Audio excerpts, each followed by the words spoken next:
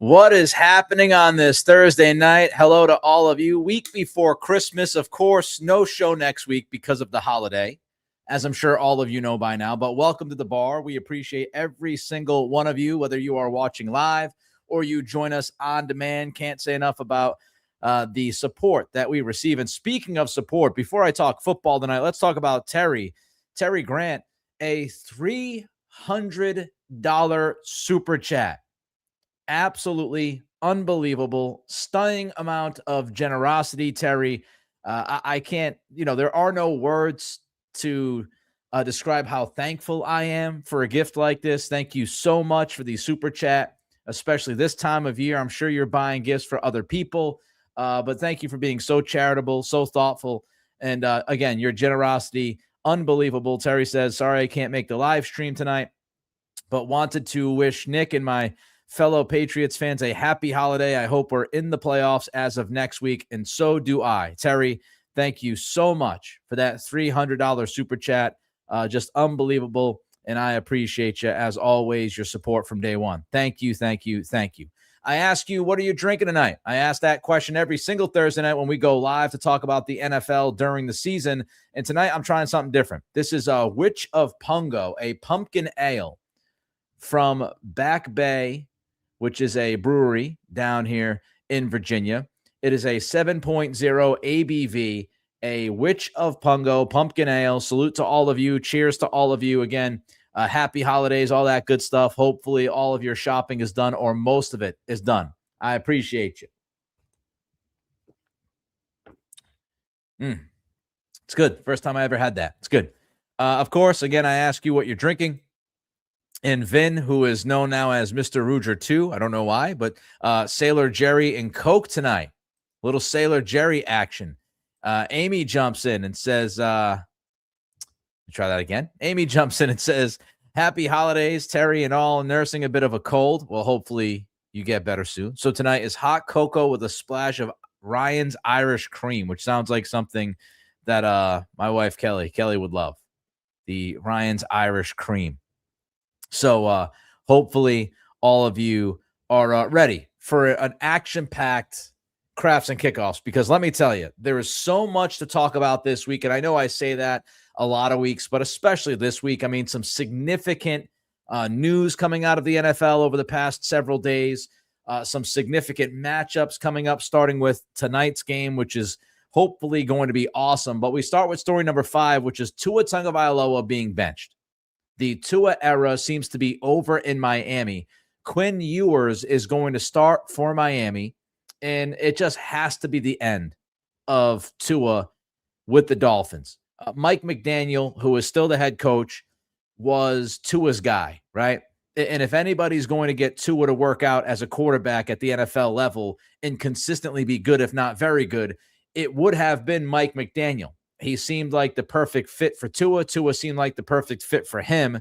And now Mike McDaniel is the guy who's pulling the plug on the Tua Tagovailoa experience. And Tua's been bad this season, 15 interceptions. I've said this for a very long time. And if you've listened to me, whether it was in Boston, if you listen to me in Virginia Beach, if you listen to me on ESPN Radio National, wherever, whenever you listen to me, when I was talking about Tua Tagovailoa, many of you know I'm not a big fan of Tagovailoa. And I think he's a quarterback that needs almost everything around him to be perfect. And he's proven that over and over and over again throughout his NFL career. He was that guy at Alabama. He is a system quarterback. He does not have a strong arm. There are plenty of questions. His frame, he puts himself in harm's way. He makes bad decisions. I've just never been a Tua guy. And unfortunately for him, it looks like, again, his time in Miami is likely going to end sooner rather than later. And not that Miami put the perfect scenario around him, by the way, but I mean, Devon Achane at running back, Tyreek Hill before he got hurt, Jalen Waddle. You had some talent around you. You had a good scheme, and, he still couldn't get out of his own way. And last week was just, another example, the latest example of what I've said about Tua. He's not able to play well against adversity. He's not able to play well or win in cold weather. That was proven again last weekend. Joe Shad posted Miami 0 for their last 14 when playing a game under 40 degrees. if it's colder than 40 degrees, Miami is going to lose that game 14 straight times. It might not happen every single time, but it's damn near close to every single time. 0-14 is the streak when playing under 40 degrees. That's crazy. Tua, meanwhile, has not won a game when being the quarterback in a game that's 40 degrees or colder. He's 0-6. So Miami just, they can't consistently beat good teams. They can't play good football in colder weather. That has been their calling card. They have not changed that whatsoever this season. And now it cost Tua his starting job, at least part of the reason why he's no longer going to be starting for Miami. And McDaniel, what's interesting about this is McDaniel is making the call when he might be gone. So, a head coach who might be a lame duck head coach making the call about your franchise quarterback who you paid tens of millions of guaranteed dollars to. It's just a fascinating situation playing out down there with the Dolphins because, is this the right guy to be making those decisions? Mike McDaniel himself has had trouble, as we've talked about. Mike McDaniel is 4-13 when coaching in primetime.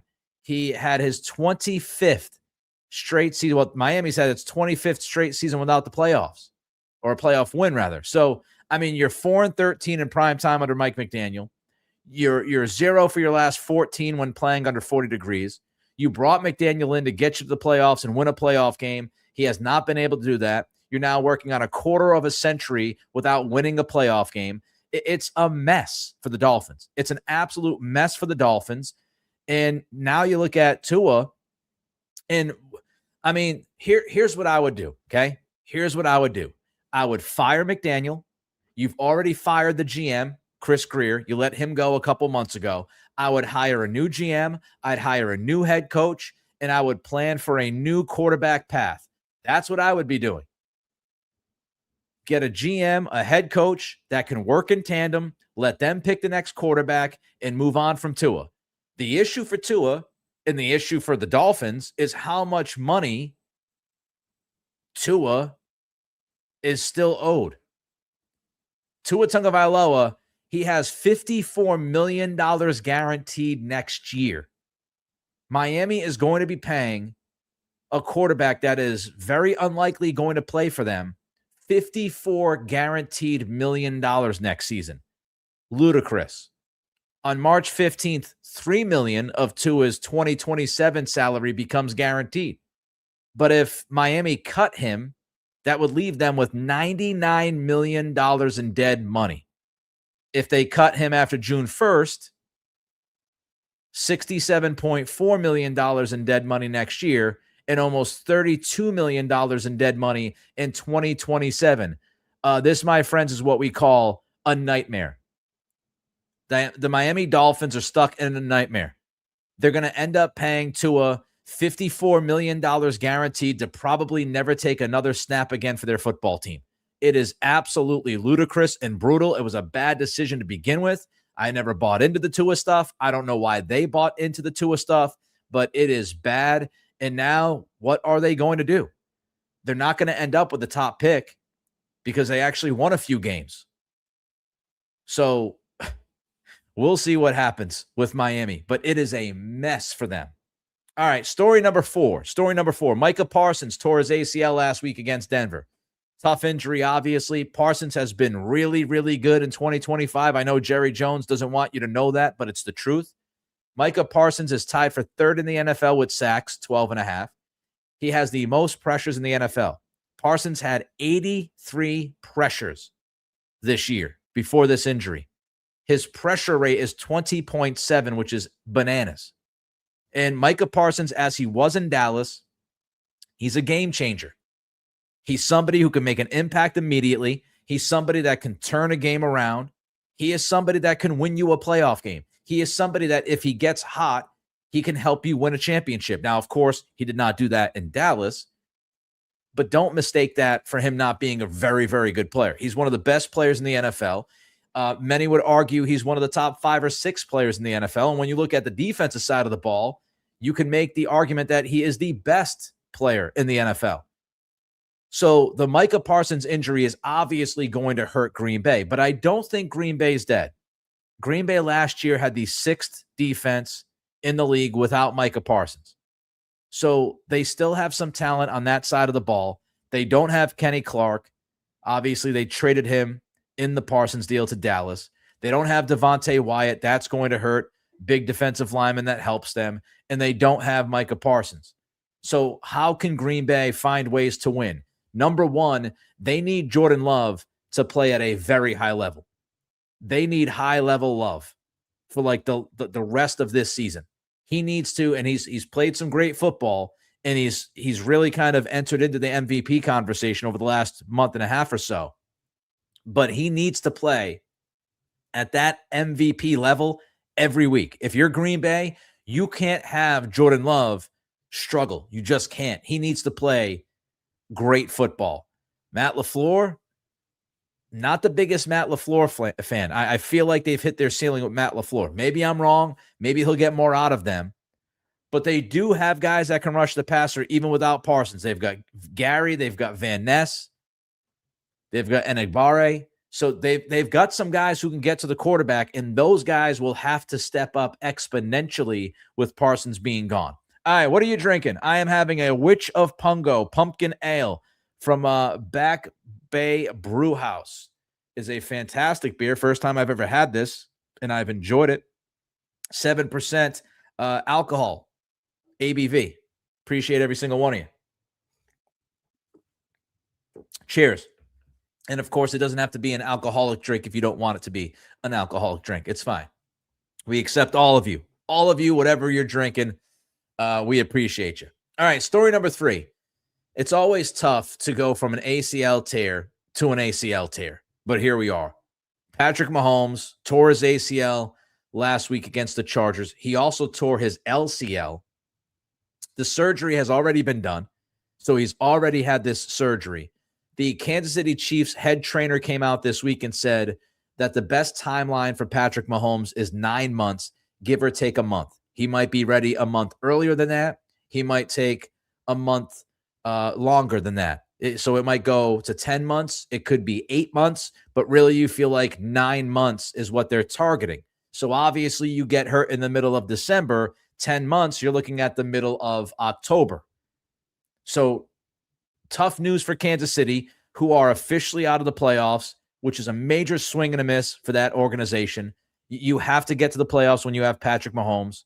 And obviously the injury, they probably would not go far without Mahomes in the playoffs. But the fact that they were, for all intents and purposes, eliminated before last week's game and were officially eliminated in a game where Patrick Mahomes and the offense struggled against the Chargers, just not great. Not great for Kansas City whatsoever. I mean, when you have somebody like Mahomes, you've got to be in the playoff every year. That's kind of how this works. When you have a generational quarterback, you've got to be at least a part of the party. And so that's not going to happen this year. What's really freaky is that both Patrick Mahomes, don't know how many of you saw this or heard this, but both Patrick Mahomes and Tom Brady tore their ACLs in their 9th NFL season. That's freaky. That's freaky. Brady, of course, tore his ACL in 2008 following the near-perfect season. And now in Mahomes' 9th season, he tears his ACL. Brady tore his ACL in week 1, so he was able to get right back the next year at pretty much full health. Mahomes, again, tearing his ACL in the middle of December is, there's never an ideal time to tear your ACL, but it's even worse when you tear it at the end of the season because it's going to impact your 2026. So I'd imagine that Kansas City is going to aim for an October return for Patrick Mahomes. I don't know if they're going to get it. And Patrick Mahomes is a different quarterback than Brady. Mahomes obviously utilizes his mobility more than Brady did. Brady was not a mobile quarterback. Brady was a statue in the pocket. How many times have we seen Mahomes running around like a chicken with his head cut off, extending the play, buying time, and then finding a receiver somehow, some way downfield for a big-time conversion? Mahomes the last couple of years has run the football almost as much, if not more, than he has ever run the football. And so, of course, ACL injuries are not as significant as they used to be. I mean, if this injury was 15 years ago, 20 years ago, who knows what's going to happen? But Patrick Mahomes should be back. It's just how much will this injury impact his approach? How much will this impact his ability to buy time? How much will this impact his ability to convert third downs with his legs? Because, again, he relies a lot on his legs. He relies more on his legs now than he did in the past. And so if you're Kansas City and now you're building this team around Patrick Mahomes after a torn ACL and LCL, you have to really focus on what do we need to do to make sure that this quarterback, our franchise guy, is not put in harm's way again. How are we going to handle this situation moving forward? You have to make sure that your offensive line is as good as it possibly can be. And I think sometimes that's not always the case in the NFL. We see that with Cincinnati and Joe Burrow. Like, you almost take it for granted that your quarterback is good. He's smart. He can get rid of the football. He can, get out of the way of these pass rushers because he's smart and because he's elusive. I would not take anything for granted. I would load up on that offensive line as much as I could if I were Kansas City. And they've invested in the offensive line. Not every single time has it worked, but you want to make sure your offensive line is damn good. You also want to make sure that you have multiple guys who can win at the line of scrimmage and win quickly, because you don't want Mahomes staying in the pocket forever. And I think, look, Kansas City, I know they got some good fortune out of Isaiah Pacheco a few years ago. And, they've got Kareem Hunt. They need to seriously try to bring in a running back who can change the dynamic of this offense. Jeremiah Love for Notre Dame, for example, depending on where Kansas City is drafting in the first round. And I would hate to see my Notre Dame Jeremiah Love go to Kansas City, but it is what it is. If you're the Kansas City Chiefs, you're looking at somebody like Jeremiah Love and you're saying, that is a running back. If we can get our hands on somebody like that, that's the type of running back that can change the dynamic of our offense. And we don't have to put everything on Mahomes. I feel like every time I watch Kansas City, and they've had obviously a ton of success, but they have put almost everything on Patrick Mahomes.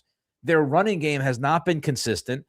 Andy Reid doesn't commit to the run game consistent enough. I mean, if you go out there and you get somebody like Jeremiah Love, you get somebody who, even Jadarian Price, who is the second back for Notre Dame, who I think is the second best back in the country behind Jeremiah Love. Price, he, declared for the NFL draft today.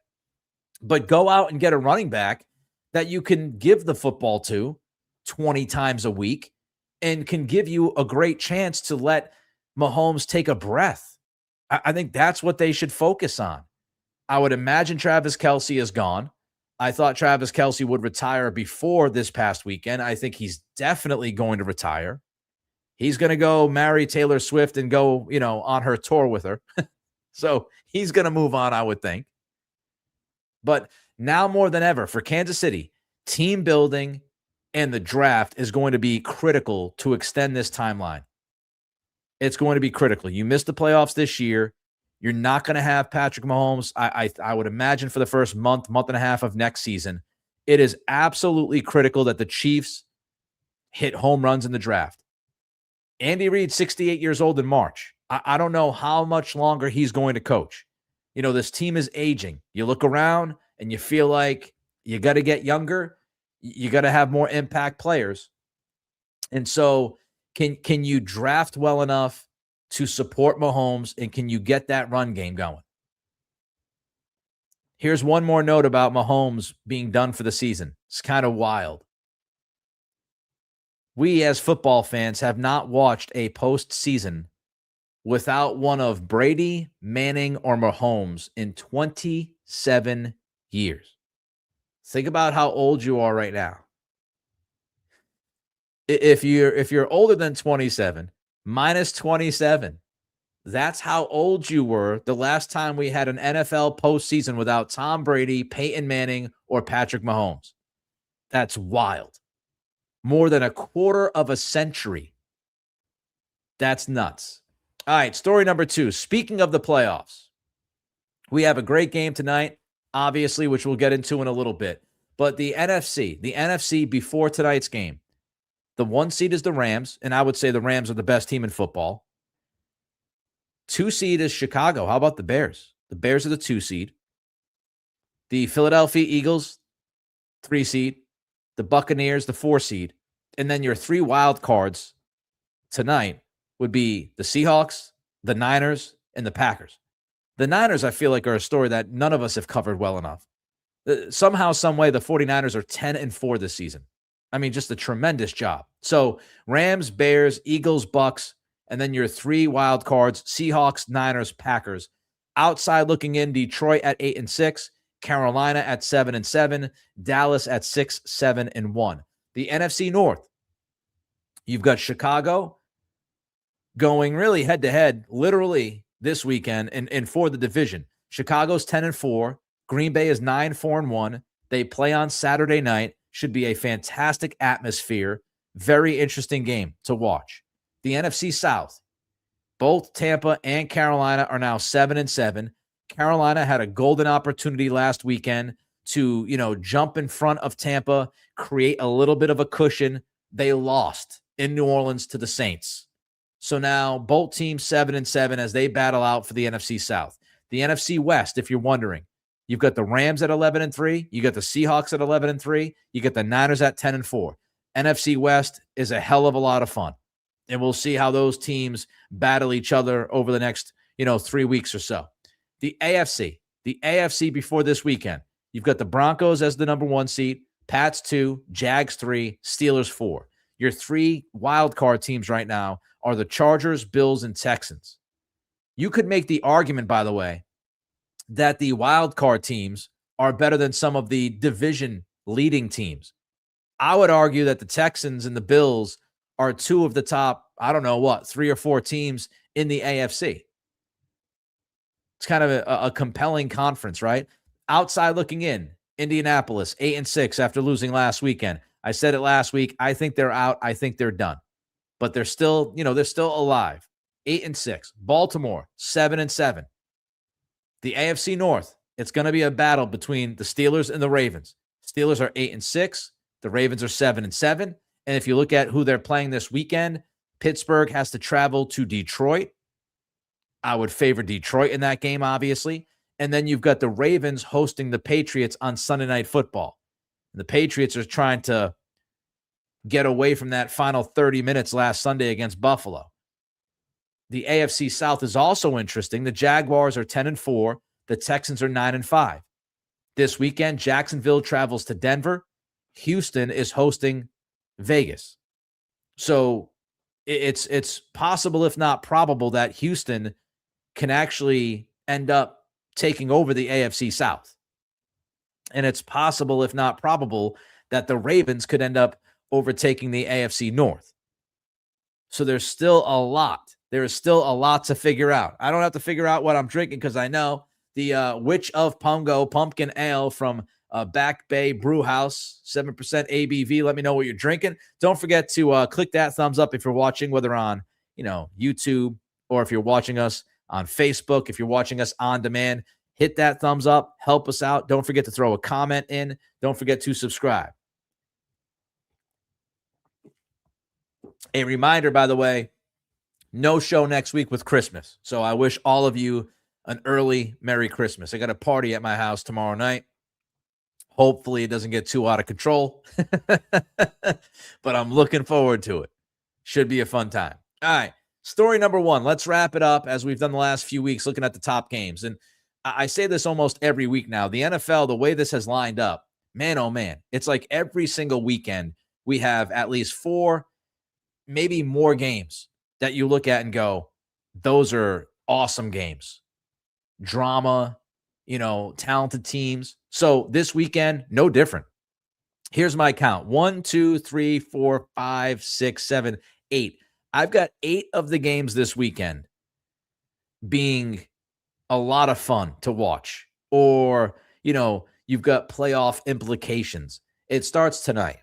Tonight for Thursday Night Football, you've got the Rams at the Seahawks. The last game between these two teams, the Rams won by 2 points, 21-19. Obviously, that game was in LA since they're playing in Seattle tonight.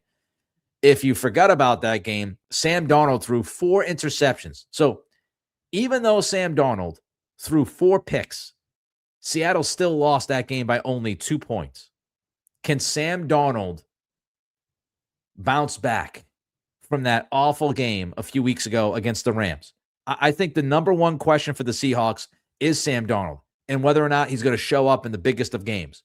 Tonight, he could help himself by playing well. He doesn't have to show out, but if he plays well, I think people will feel better about him and Seattle. I'm not a fan of this game being a short week game. And I know, whatever, I'm sure Al Michaels is pumped and jacked. But, Rams, Seahawks, NFC West, one of the best divisions, throw out Arizona, they suck. But if you look at this game, you would hope that it would be a full week for these teams to prepare. So it kind of stinks that it's a short week for these teams, but it gets our football weekend off to a great start. So LA at Seattle tonight. Then on Saturday night, I mentioned this earlier, Green Bay at Chicago. How will Green Bay respond without Micah Parsons? Chicago needs a better overall record than Green Bay because Chicago's actually 1-3 in the division. They have not played well within the NFC North. So if they obviously beat Green Bay on Saturday night, that improves to 2-3.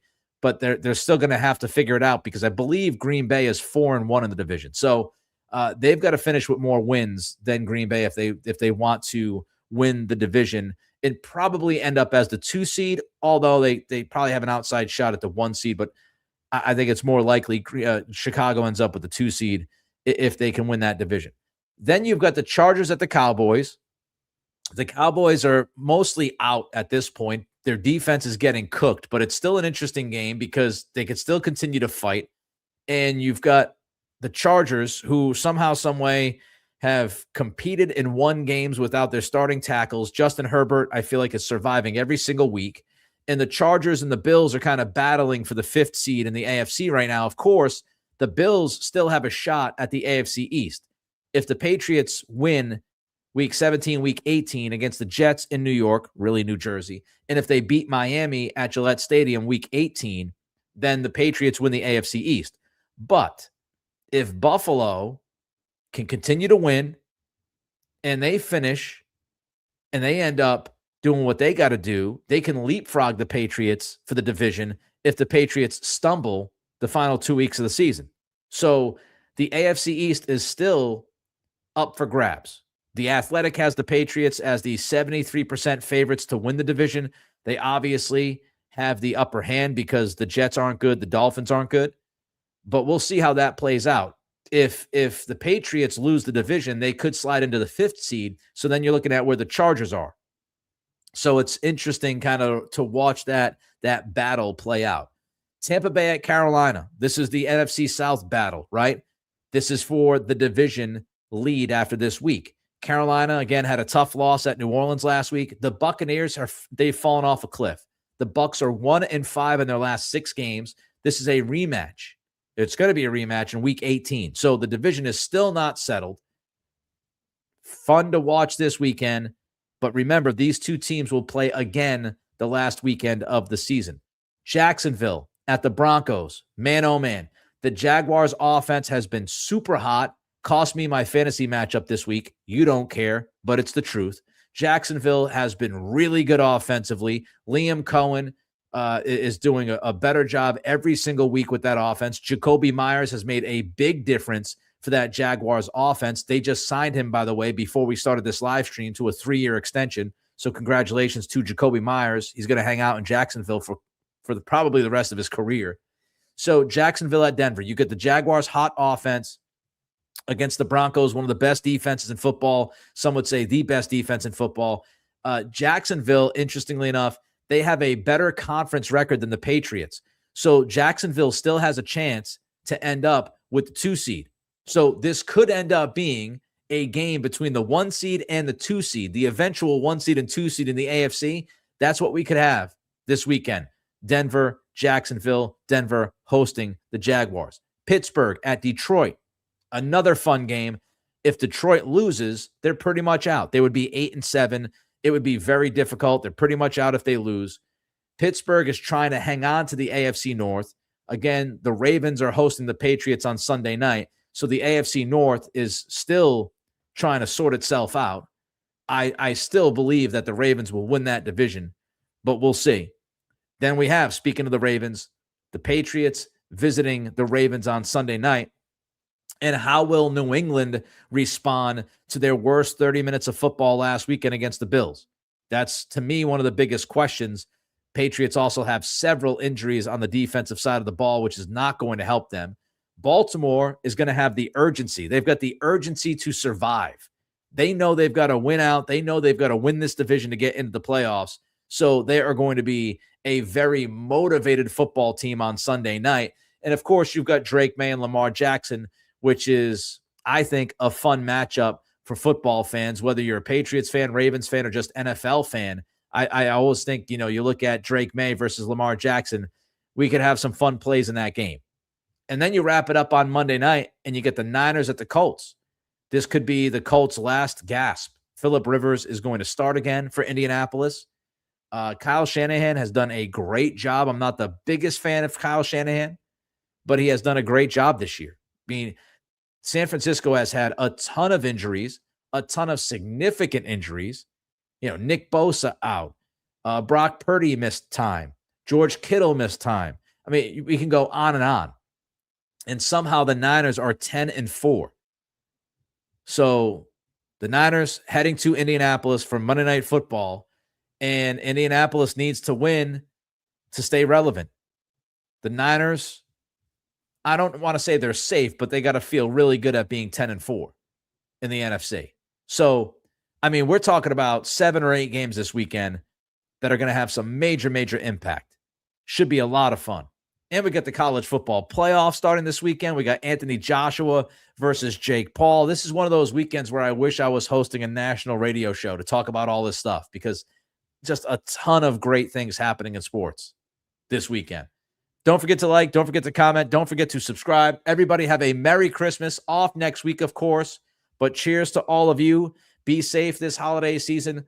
Hopefully Santa hooks you up, and we will talk to you 2 weeks from tonight, 7 p.m. live right here on YouTube. Appreciate you all. Bye-bye.